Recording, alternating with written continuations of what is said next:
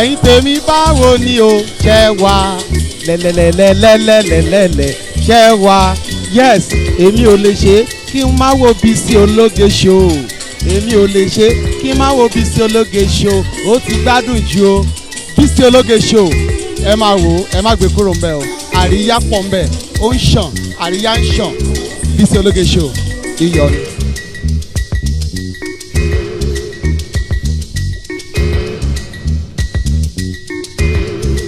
ẹ̀yin tí ẹ ti jẹ́rìí nípa màmá Fẹ́mi màmá Susanna ó gba aládùúrà wípé ọmọ rere ágbẹ̀yẹn ní kọ̀ọ̀kan wà o. ohun tó kàn báyìí ẹni ọmọ sin ló bímọ àwọn ẹgbẹ́ akọrin ló máa fún wa lórí ní tradition tiwa níbí yìí àwa máa ń náwó gan mo dẹ̀ ti rí gbogbo wa pé ojú gbogbo wa ló ń dán ó kàn jẹ́ pé mi ò kí ń ṣarí lóde ni ìgbà rí àpò wa. olórí dán náà bẹ́ẹ̀ omi mọ́ lẹ́bàá ọ̀rọ̀ tó ṣọlẹ̀ báyìí tẹ̀lé àwọn pàdé.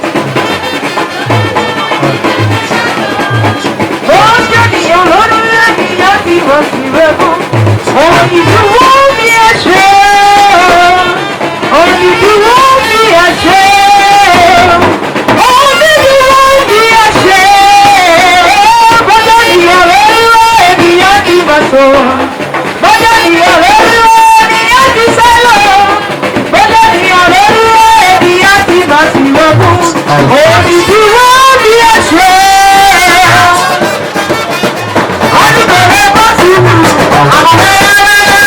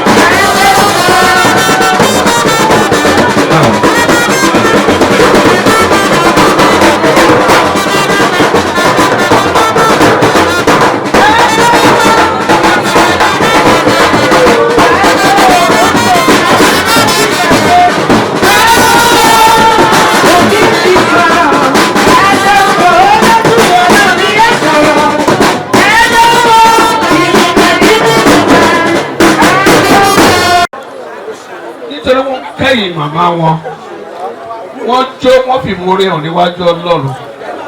Bàbá tẹ́wọ́ kọ rẹ wọ. Àpò tó ti jáde fọ̀pọ̀ rọ́pò síbẹ̀ lẹ́yìn ìsìnkú màmá wọn má jẹ́ wọ́n ráre. Àjálùdí má jẹ́ ó ṣẹlẹ̀ sí wọn. Àti ẹbí àti ará àti ojúlùmọ̀ tó ń wá síbí lónìí láti wá bá wa ṣe ayẹyẹ. Bàbá ilé náà ń lọ ní Èkó náà ń lọ ní Ìbàdàn náà ń lọ ní Olúwa sì wọ́n lọ. Ohun àbámọ̀ ká má wà má jẹ́ ó ṣẹlẹ̀. Gbogbo wa ká kẹ́yìn arúgbó wa Jésù Olúwa wa. Hallelujah! Hallelujah! A dúpẹ́ lọ́wọ́ gbogbo ẹbí Ògúntáyọ̀. A dúpẹ́ lọ́wọ́ gbogbo ẹbí bàbá wa Bádéjọ.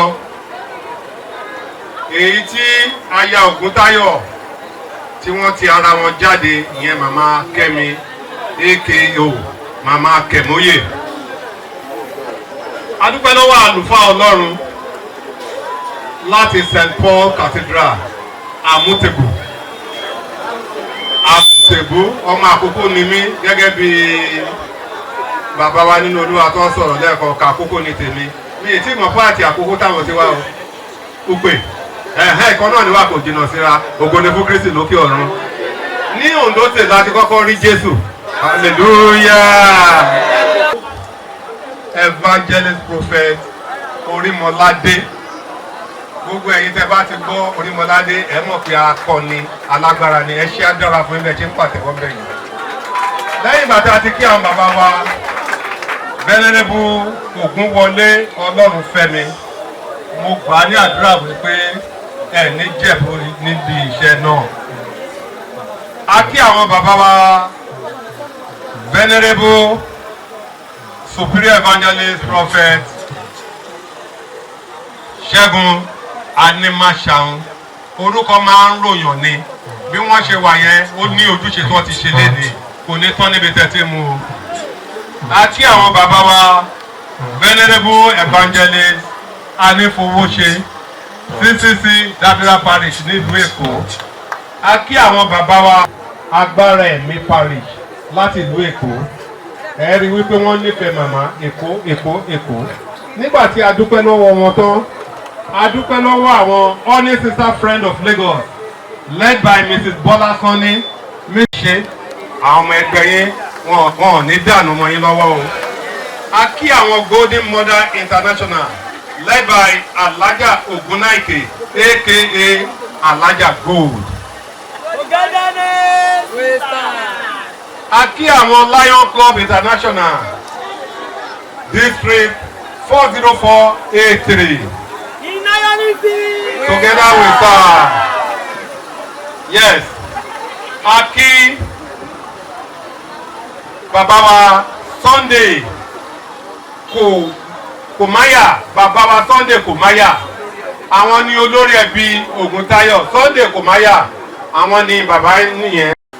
Ògúntáyọ̀ Bọ́sẹ̀. Hallelujah. Ògúntáyọ̀ Adéníyì. Ògúntáyọ̀ Olúṣọlá. Ọláṣílé. Ògúntáyọ̀ Ọlábísí. Olúbísí Ògúntáyọ̀. Olójú kọ́màndù ó máa máa ṣẹ́jú pẹ́pẹ́pẹ́ ní ògbọ́n fún Kristi lókè ọ̀run. A lọ sí ìdílé Bádéjọ. A kí màmá wa. Ẹ̀yin ló ní gbogbo ọpẹ́, ẹ̀yin ló ní gbogbo yìí. A dá gbogbo ògo padà sọ́dọ̀ yín torí tí ẹ fún wa ní ojú ọjọ́ tó dára, torí tí ẹ fi alátìlẹyìn fún wa. Ògo ni fún orúkọ yín lókè ọ̀run. Olúwa gba ọpẹ́ wa. À ń lọ láṣálẹ́ yìí láti lọ sinmi. Bàbá oorun dídùn Olúwa fi pa ojú wa dé. Lójú àlá wa bàbá jẹ́ ká là láì ṣẹ́gun. Nígbà tí ilẹ̀ ọ̀la bá tún mọ́ bàbá ẹ tún agbára wa ṣe. Ẹ tún ìgbà wa sọdọ̀tun. Omi ara wa kó gba ìmísí ọ̀tun. Ẹ̀jẹ̀ ara wa kó gba ìmísí ọ̀tun. A sì gbà ládùúrà lọ́jọ́ ọ̀la ẹ fún wa ní ojú ọjọ́ rere. A gbàdúrà gbogbo àwọn tí ó rin ìrìn àjò wá ààbò yẹn jẹ́ kó dájú lórí wọn. gbogbo àwọn tó wà nídìí iná lórúkọ Jésù má jẹ́ kí wọ́n kó rí ìfarapa o. A gbàdúrà nínú ìsìn lọ́la ẹ dábìrà láàrin wa, ẹ ṣiṣẹ́ ìyanu nínú ayé wa. Nígbà tá ó bá dẹ̀ parí ohun gbogbo, bàbá ẹ jẹ́ ká padà sílé pẹ̀lú ẹ̀kúnrẹ́rẹ́ ayọ̀ ní ọkàn wa. Èyí la gbà ládùúrà ní orúkọ ńlá Jésù Kristi Olúwa wa, ní orí ọ̀fẹ́ Jésù Kristi Olúwa àti ìdàpọ̀ ti ẹ̀mí mímọ́ tí ó máa bá gbogbo wa gbé títí láéláé. Ẹ jọ̀ọ́ àwọn ìwé ọwọ́ wa.